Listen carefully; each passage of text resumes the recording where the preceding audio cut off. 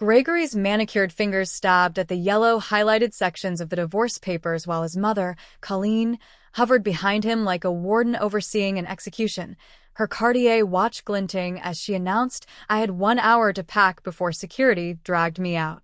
The prenuptial agreement sat beside the papers, its every clause circled in red, designed to strip me of everything.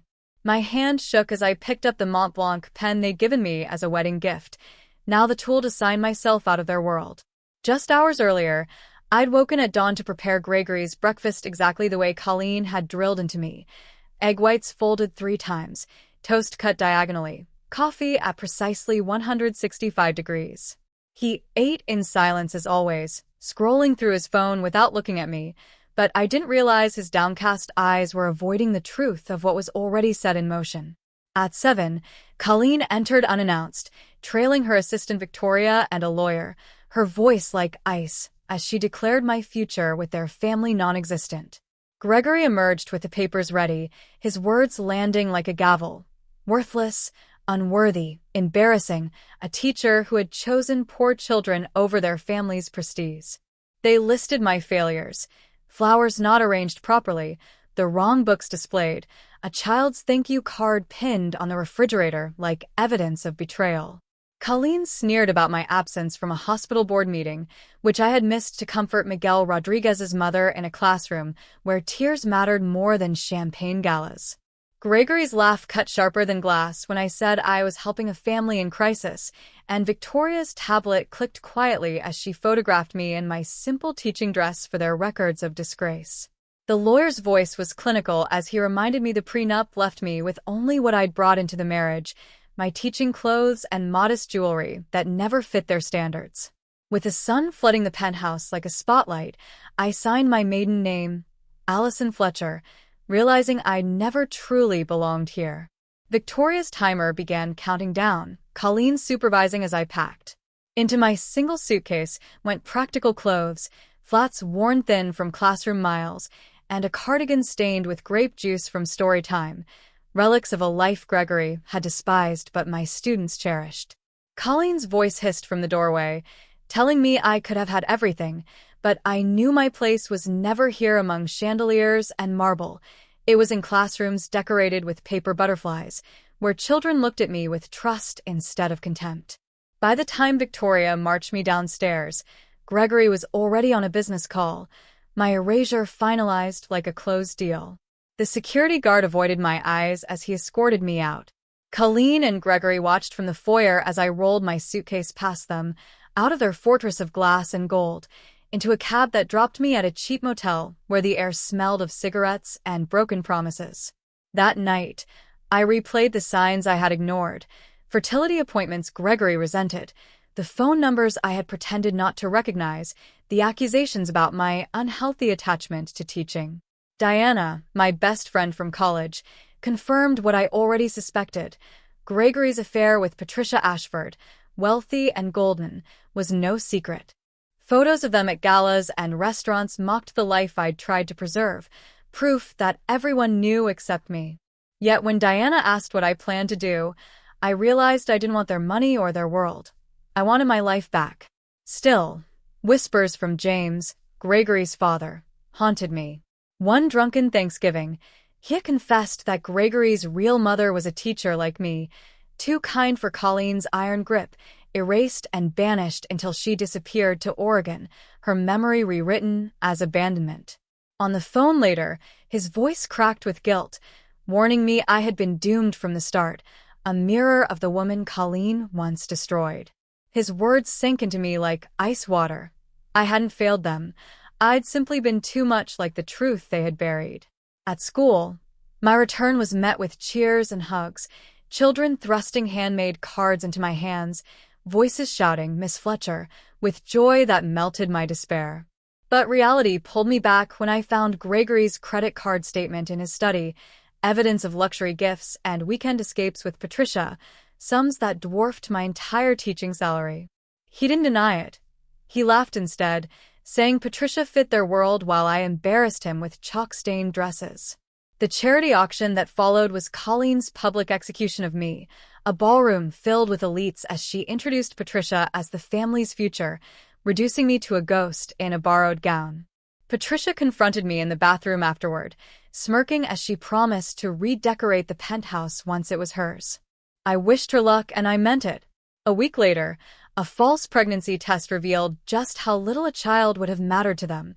Colleen and Gregory's relief at the doctor's words exposed the depth of their cruelty.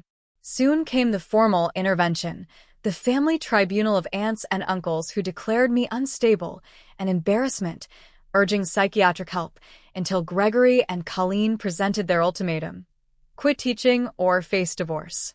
I didn't need the 48 hours they granted. The choice had been made the night I held my students' handmade cards. Still, the next morning I found myself in the living room, confronted with boxes already packed, Victoria documenting every item like an executioner's assistant. They stripped me of everything: the laptop containing my lesson plans, jewelry marked as family pieces, even my wedding dress stolen for the Whitmore archives. 3 years of marriage reduced to a half-filled suitcase and a revoked key fob. With $43 in my wallet, I left, dragging my suitcase through a lobby where neighbors turned their faces away, stepping into the bright morning with nothing but my teaching certificate clutched in trembling hands, the last proof that somewhere, to someone, I was not worthless. The motel room became my refuge, though its peeling paint and stale air pressed down like the weight of everything I had lost. But at dawn I forced myself back into the rhythm of teaching, the only place where I was still seen as whole. My students' joy at my return stitched me together day by day, their small voices and crayon-drawn cards more valuable than any diamond Colleen flaunted, yet survival pressed hard, and I found salvation in an upstairs room above Chen's Garden restaurant, offered with quiet kindness by Amy Chin's family, who fed me dumplings and pressed notebooks into my hands when I had nothing.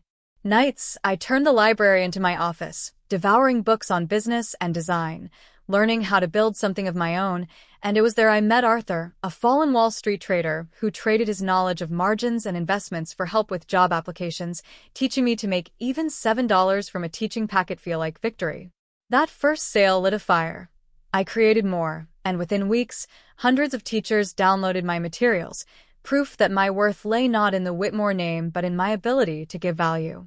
Marcus Reed, a tech entrepreneur searching for an educator's perspective, found me at a community center seminar, and our ideas fused into long nights of coding and designing at my tiny table above Chen's kitchen. Amy became our first beta tester, her laughter as she solved math problems the sweetest validation, and when her mother invested her savings in us with trembling but determined hands, I knew we were building more than a business. We were building futures. Diana returned quietly one night, slipping me a flash drive with proof of Gregory's embezzlement and Whitmore Industries' crumbling education contracts, a gift disguised as an accident, and with that knowledge Marcus and I accelerated our launch, putting Common Core solutions into teachers' hands before the Whitmores knew what hit them. Downloads multiplied like wildfire. Blogs and districts praised our simplicity, and within months our office above a pizza shop signed multi-million-dollar contracts with school systems abandoning Whitmore. For the first time, I felt the ground beneath me was mine, not borrowed marble floors but hard-earned strength. Marcus's proposal, offered not with opulence but with a simple silver ring, bound me to a partner who valued who I was rather than who I could be molded into, and when investors came, we chose one who recognized the fire born from being underestimated. $33 million in valuation stood against Colleen's word, worthless, and for the first time, I believed entirely in my own power. Still, I returned to my classroom on Saturdays, reading with Miguel, who filmed a heartfelt video about how our app helped him, a clip that spread nationwide, turning him into the face of accessible education. Children became our champions, their voices unpolished but authentic, proving that what we built mattered where it counted. The confrontation I had long avoided finally came in Boston, when Colleen tried to lure Marcus with promises of wealth. Unaware, I stood listening. Marcus revealed not just his loyalty but our partnership, and her face cracked under the realization. Soon after, an invitation arrived to the Whitmore Gala, embossed with desperation, and I knew I had to attend. not for revenge, but for closure. I prepared like a general for battle, crimson dress flowing like fire, hands steady at last as I practiced introducing myself. Allison Fletcher, CEO. When Marcus and I descended the grand staircase that evening, conversations froze, eyes turned, and Gregory's glass stalled midair, his disbelief mirrored in Patricia's confusion and Colleen's brittle smile. I walked across the marble floors they once claimed as theirs, meeting Gregory's damp handshake with professional calm, announcing with quiet strength that the market had disagreed with their assessment of me. In the boardroom afterward, surrounded by men who looked at me with desperation rather than disdain, I presented data proving our dominance, laid partnership proposals across their mahogany table, and told them they had 72 hours to decide if they wanted saving. Colleen tried to mask it as unprofessionalism, but I reminded her that So had been casting me out with a suitcase and stripping me of my dignity. For once, silence reigned on my terms. Gregory followed us to the lobby afterward, his mask shattered, pleading, promising board seats and second chances, gripping my arm with the desperation of a drowning man.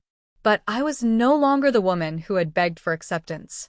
I had built my worth above a restaurant, in a library's free Wi-Fi, with children's crayon letters as my currency, until my name carried power of its own. Looking into Gregory's hollow eyes, I freed my arm and told him I already had a partner, one who saw me when he never had. As Marcus and I stepped into our car, I looked back one final time at Gregory, abandoned in the glow of the ballroom windows, his mother and mistress watching from behind glass, their empire crumbling while mine rose. I hadn't come for revenge. I had come to stand in the truth. The woman they had called worthless was now untouchable, her life rebuilt not on their approval but on her own unshakable belief, and as the city lights blurred outside the car window, I knew this was only the beginning.